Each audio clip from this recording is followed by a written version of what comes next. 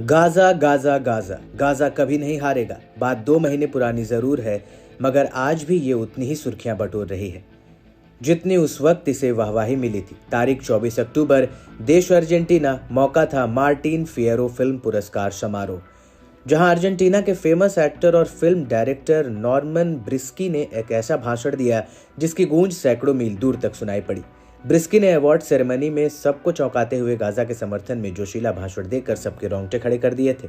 दर्शकों से खचाखच भरे हॉल में ब्रिस्की ने अवार्ड जीतने पर अपनी स्पीच की शुरुआत ऐसे की थी, गाजा गाजा गाजा, गाजा कभी पराजित नहीं होगा। उन्होंने कहा था कि मुझे परवाह नहीं है कि वे मेरी बहुत प्रशंसा करते हैं या कम, लेकिन मैं अपने खून में, अपने पूर्वजों में उन लोगों के साथ अपनी एकजुटता महसूस करता हूं जिनकी हत्या की जा रही है।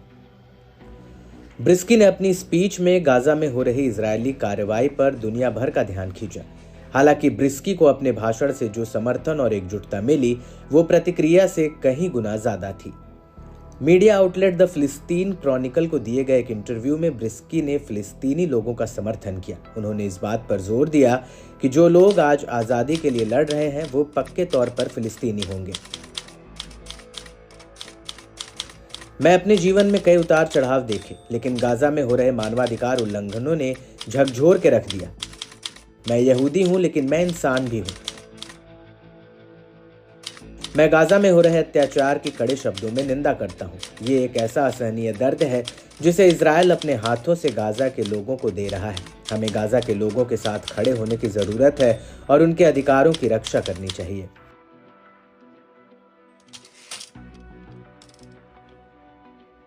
दरअसल गाजा में इजराइल लड़ाई रोकने के मूड में नहीं दिख रहा है। बीते दिनों हुई इजरायली एयर स्ट्राइक में पूरे गाजा में 22 फिलिस्तीनियों के मारे जाने की खबर है। इसके अलावा इजरायली हवाई हमले में एक अस्पताल के बाहर 5 फिलिस्तीनी पत्रकारों की मौत हो गई।